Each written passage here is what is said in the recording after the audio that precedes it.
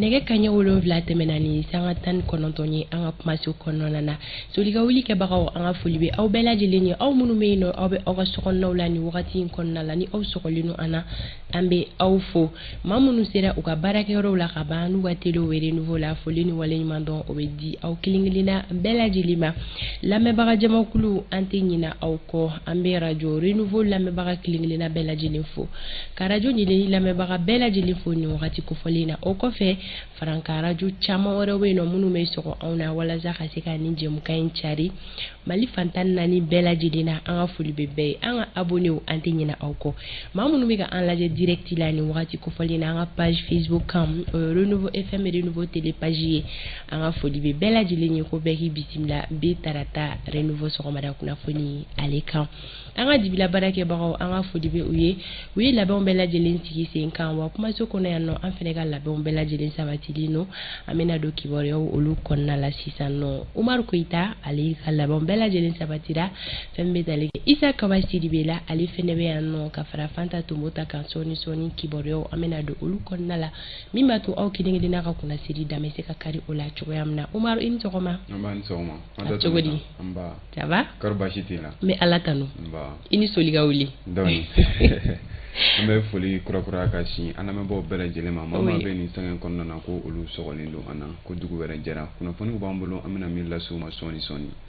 sigati ola Omar ko dugu wera jara ame ano kanu maka jama kulu kilingili na bela jelin kama o kama kuna foni o mana ke yoro o be fara nyogon kan ka di an kanu maka o mamimba to o be tika boku na siri la chugo yamina o kama bi tarata 2 ina septembre kalo kili woro renouveau sogomada kuna foni la silube na talike femu ka olufle fem konbe anga bi décryptage babu ko foni o wala li babuye kuma simi me ambolo koro sogomada ina kasika wala likeni Isa Kawasi dibere be na wala like oka odi konimbe talike la zone des trois frontières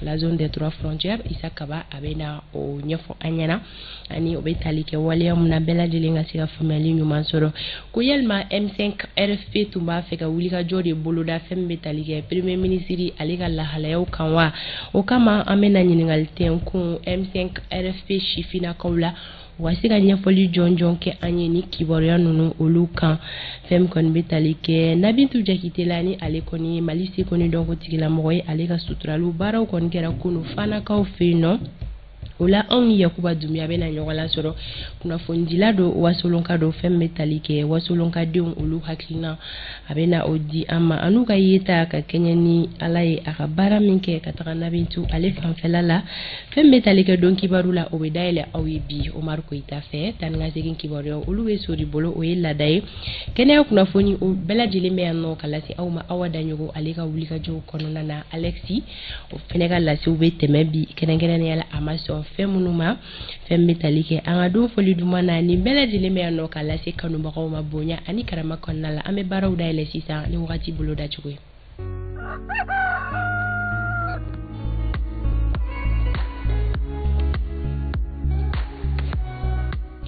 wakati ale bolo da chugo fleni anga mara bolo kilingile na konnala no ko bena da kabala malifambe foni kidal antawdin mara bolo yibo ala femme talike samia fe fiela o bena ci fambe foni mali mara bolo sabayibo ala o be tawdin ko fo ka fara tomboktu wurudu yan fanka ani kidal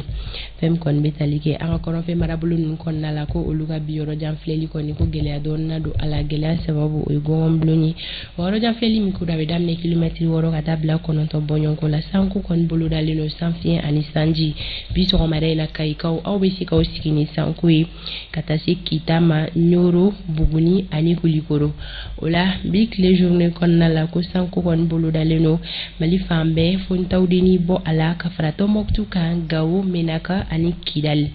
ko kliga ina kile bota hake ya yelema babe bita ani kunuta ni nyonche kaika ofino bi oluga kile bota hake ya obeke digiri bisaba ani duriye kulikoro bisaba ani saba siga so digiri bisaba segu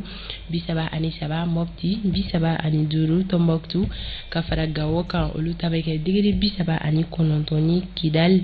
degere binani ani kele menaka bisaba ani kononton tawdeni degere binani ani duru bugunikaw feeno bi olu ka kile bɔta hakɛya bɛ kɛ degere mugan ani kononton ye fɛn bɛ tali kɛ kucalakaw la olu ta bɛ kɛ degere bisaba ani fila ye kitakaw bisaba ani kelen Ndoro ani Nara degere bisaba ani duru Duanza bisaba ani wɔɔrɔ San degere bisaba ani saba Banyangara bisaba ani duru Joila degere bisaba ani kelen Gourma Raurus degere binani Bamako distriki kɔnɔna la nɔgɔ bɛ na da kabala samiyɛ fɛ fiɲɛ bɛ na ci min fanga kɔni tɛ bonya kosɛbɛ gɛlɛya foyi tɛ nana don bi yɔrɔ jan filɛliw la fɛn min kɔni bɛ tali kɛ san fiɲɛ ni sanji la ko o bolodalen don bi tile journée kɔnɔna la walima su in na Bamako ni a lamini bɛɛ lajɛlen na tilegan in na tile bɔta hakɛya o bɛ kɛ degere bisaba ani kelen ye Bamako n'a lamini sɔgɔmada na kɛnɛ cira nɛgɛ kanɲɛ 6 tɛmɛlen ni sanga 22 ye tile bɛ na bi nɛgɛ kanɲɛ 18 o mana tɛmɛ ni sanga bisaba ani 8 ye ne wagati boloda cogo ye sɔgɔmada in na ka di kanubaga bɛɛ lajɛlen ma ni sanga kɔnɔna la an bɛna don kibaru dayɛlɛ kanubaga kelen kelen na ye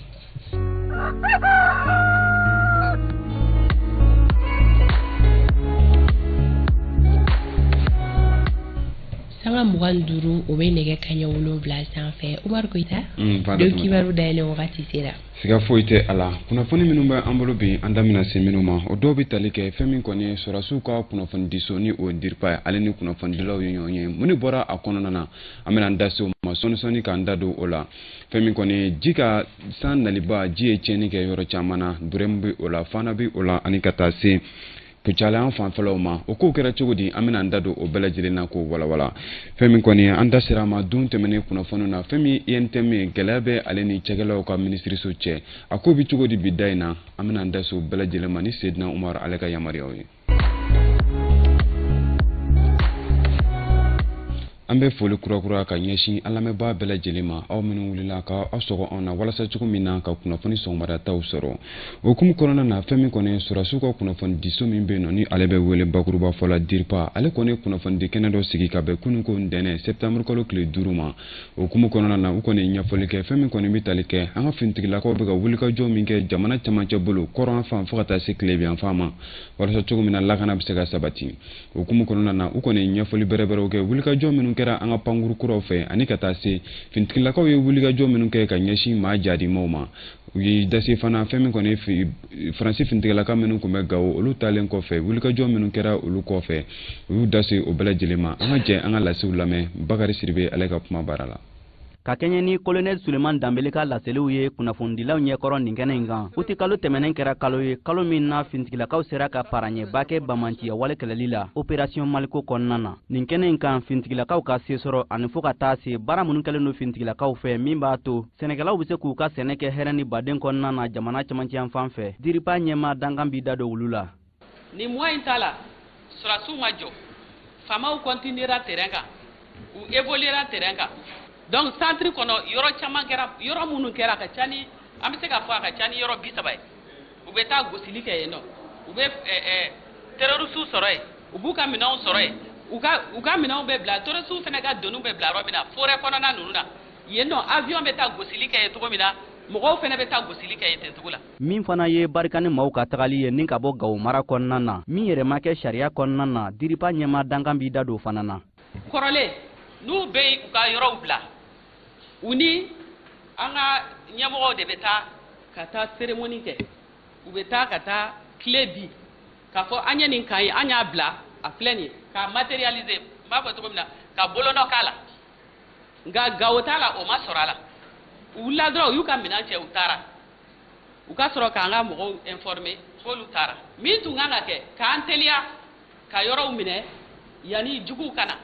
o kɔfɛ a bɛ ɲɛfɔli kɛ mun bɛ tali kɛ camion 19 mun jenina Bamantiw fɛ kalo tɛmɛnen na Boni mara kɔnɔna na mobili ninnu jenina u bɛ bɔ don min na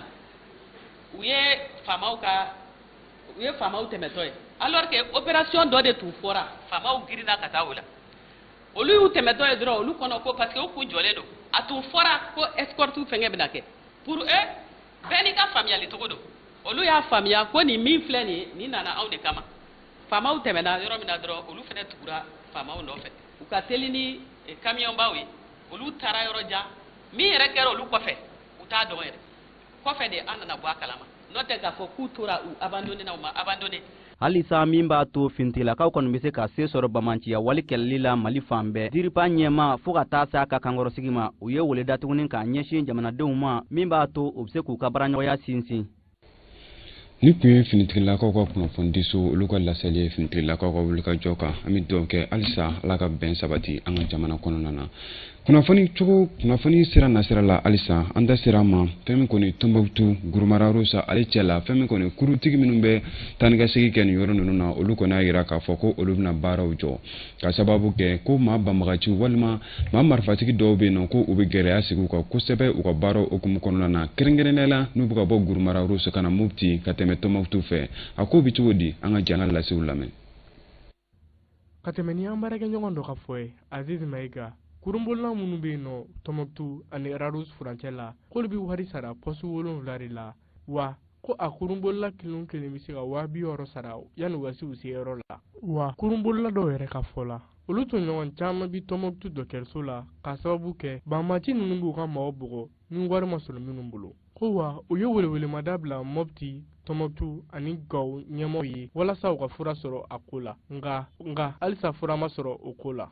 kurumbolila kɔni y'a yira k'a fɔ k'olu kɔni tɛna kurumboli ji sanfɛ bilen fo fura ka sɔrɔ nin ko la bari kabini lawale kurumbolilaw tun bɛ taa ni da dumunifɛnw ye ka bɔ Mopti Tombouctou ani Gawo Rarouz. an b'a ɲini jamana ɲɛmaaw fɛ ka wuli k'u jɔ walasa cogo min na ninnu ka taanikasegi bɛ se ka sabati ji sanfɛ an bɛ tɛmɛ ni kunnafoni cogoyaw ye fɛn min kɔni an y'a yira k'a fɔ ji ye san ye naliba min kɛ nin kɔsada ninnu na a kɔni kɛra sababu ye ka tiɲɛni se yɔrɔ dɔw ma kɛrɛnkɛrɛnnenya la Kucala marabolo kɔnɔna na Fana ani Burema ji kɔni kɛra sababu ye ka so caman bɛ nin yɔrɔ ninnu kofɔlen ninnu kɔnɔna na wa fɛn min ye bagan dɔw ye a taara ni olu ye minɛn caman olu tiɲɛna a waleyaw kɔnɔna na ka tɛmɛ ni kunnafoniya min sɔrɔ 10 milimɛtiri caman kɔni de nana nin yɔrɔ kofɔlen ninnu bɛɛ lajɛlen na wa fɛn min kɔni maa caman olu bɔra u sigiyɔrɔ la dɔw sigira u kɛrɛfɛ duw kɔnɔna na dɔw bɛ yen nɔ olu kɔni ye jabala sɔrɔ kalansow kɔnɔna na a ko mana kɛ cogo min na don nataw la an bɛna an da don a bɛɛ lajɛlen na. fɛn min bɛ tali kɛ Bajangara kɔnɔna na a yirala k'a fɔ ko den tangani dɔ ko bɛnna ale kan nka bɔnɛ a nin na k'a sababu kɛ kunnafoniya minnu sɔrɔla ko san de kɔni kun ye koko in de sɔrɔ kosɛbɛ o kɔfɛ den tɛmɛna a bɛnna ale kan an bɛ dugawu don kɛ ala ka hinɛ a la. an bɛ tɛmɛ ni kunnafoni cogoyaw ye halisa fɛn min kɔni ye INTM ale ni minisiriso min bɛ yen nɔ ni ale ɲɛsin bɛ cakɛlaw ka ko ma gɛlɛyaba bɛ olu ni ɲɔgɔn cɛ bin da filɛ na k'a sababu kɛ INTM kɔni kun ye laɲini dɔ kɛ fɛn min kɔni sɛbɛnfura 2 min taara minisiriso fɛ min bɛ tali kɛ maa dɔw tali la ni a bɛ fɔ olu ma contractuel la k'o ka se ka o bɔ a ma u kɔni kun ye don de di min bɛ tali kɛ octobre kalo tile 31 na walasa cogo min na nin fɛn ninnu ka se ka wuli ka bɛn o ma nka bi kɔni an bɛ septembre kalo tile 5 la a kow kɛra cogo di an ka jɛ ka lase lamɛn. awɔ cakɛlaw ka lafasali tɔnba min bɛ yen nɔ min bɛ INTM ko fɔ ale kɔni bataki sɛbɛn kɛrɛnkɛrɛnnen dɔ bila ka taa utukalo tile 3 san 2022 min kɔni kun ɲɛsin bɛ minisiriso min bɛ yen nɔ ni ale ɲɛsin bɛ baarakɛlaw ka koɲɛ ma.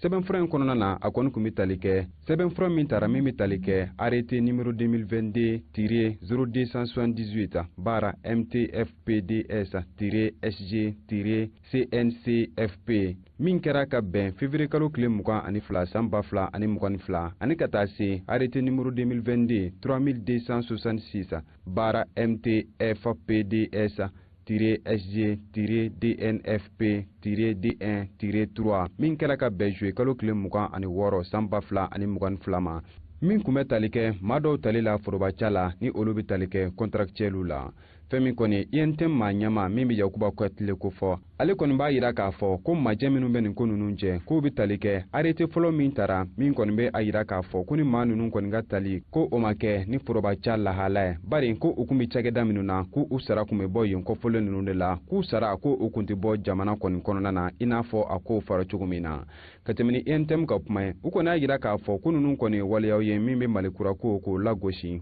wa ko fɛn min kɔni bɛ lagosili kɛ ka ɲɛsin an ka sariya sunba ma ni a bɛ fɔ o ma constitution du 25 février 1992 min kɔni bɛ tali kɛ ka bɛɛ lajɛlen damakɛɲɛ jamana kow la ani ka taa se charte de transition ale kɔnɔna kow ma sɛbɛnfura in kɔnɔna na INTM kɔni bɛ a yira k'a fɔ ko olu bɛ fo ka taa se utukalo ban yɔrɔ de di minisiriso ma ka se ka nin sɛbɛnfura ninnu bɔ u ma yentem kɔni bɛ ICC a ka ministiriso yɔrɔ ni ale kɔni bɛ se ka kuma yɛlɛ ka ɲɛsin jamana ɲɛmaa bɛɛ lajɛlen ma ka sababu kɛ ni waleya minnu bɛ yen nɔ k'a bɛ lagosili kɛ ani yuruguyurugu waleyaw kɛ fanga furancɛ ale kɔnɔna na an ka jamana kɔnɔna na fɛn min kɔni yentem a bɛ weleweleda kɛ fɛn min kɔni politikimaa bɛɛ lajɛlen Senegal kulu jɛkulu ani ka taa se maa da bɛ jamana kow la ko ka se ka nin waleya ninnu dabila k'a waleya ninnu bɛ lagosili baara caman fɔ ka ɲɛsin jamana baarada bɛɛ lajɛlen ma ka se ka o kuma ninnu kɔni jaabi minisiri min bɛ nɔ ni ale ɲɛsin mɛn cakɛlaw ka koɲɛ ma ale kɔni ɲɛfɔli kɛ k'a yira k'a fɔ fɛn min bɛ tali kɛ ni sɛbɛnfura fila in tali la ni o bɛ tali kɛ arrêtew la ko a dabɔra de ka se ka jamana kɔni layidu min ta ka tɛmɛ ni sɛbɛnfura dɔ bilali sen kan ni o kɛra u n'u jɛɲɔgɔnw ni ɲɔgɔn cɛ o hukumu kɔnɔna na minisiriso kɔni y'a yira k'a fɔ ko ni arrêté minnu taara ko olu tɛna se ka bɔ u nɔkɔrɔ k'a sababu kɛ ko wɛrɛ ye ka tɛmɛ ni kuma ye halisa minisiri Jalo ale kɔni y'a yira k'a fɔ ko ni waleya ninnu kɔni ni politiki baara ka surun ka tɛmɛ syndicat baaraw kan a kɔni bɛ a yira k'a fɔ a ka kumaw kɔnɔna na ko fɛn min bɛ tali kɛ INTM ale ka correspondance kɔnɔna na ko o laban yɔrɔ ko o kɔni falen don laɲini minnu na ko olu bɛɛ lajɛlen kɔni bɛ tali kɛ politiki laɲiniw na a bɛ a yira k'a fɔ ko fɛn min kɔni ale ka cakɛda ye ko ale b'o waleya ninnu kɔn o waleya minnu bɛ tali kɛ u baarakɛɲɔgɔn ka politiki sira dɔw la bi kɔni septembre kalo tile 5 ye an kɔni sigilen don k'a ɲɛmada nin tɛgɛ juruja min bɛ minisiriso ani INTM maa ɲɛmaw cɛ ka tɛmɛ ni kunnafoni laban minnu sɔrɔla INTM maa ɲɛma dɔw kɔni y'a yira k'a fɔ ko minisiri bɛ delili la walasa cogo min na u kana juru cani a bolo wa ko a na fɛlɛ sɔrɔ ni waleya ninnu na o kuma waleya kɔni an ma se ka sɛgɛsɛgɛli yɔrɔ sɔrɔ o la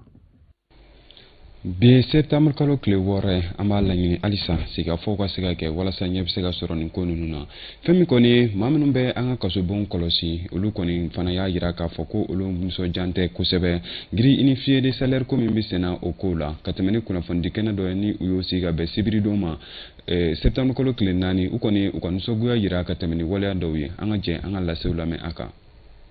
kasobon kɔlɔsibaw olu ka lafasali tɔn kɔni b'a kɛlɛkɛ sen kan k'o sababuya kɛ jamana marabagaw ye sara kɛcogoya kura min bɔ o bɛnnen tɛ olu ma kunnafonidilaw ɲɛkɔrɔ nin dɔgɔkun laban in na u ye ɲɛfɔli kɛ sariya min bɛ tali kɛ saraw damakiɲɛni la n'a yɛrɛ bɛ sen na kabini kalo damadɔ ko kasobon kɔlɔsibaw tɛ nafa sɔrɔ a la ka fara o kan nin lafasali tɔn in ka fɔli la a b'a laɲini ko kiiri minisiriso ka lettre circulaire min bɛ yen ko ka bɔ a dɔgɔkɔrɔ sabula k'a bɛ dankari kɛ olu ka statut la ka fara nin bɛɛ kan k'u ka ɲɛmayaso n'o ye direction nationale de l'administration pénitentiaire et de l'éducation k'o tɔgɔ falenni min kɛra ka kɛ direction générale ye k'o ma bɛn u ma nin waati in na nin sariya kura ninnu kɔni kan ka lajɛ sani a ko ka taa ka dan kɛ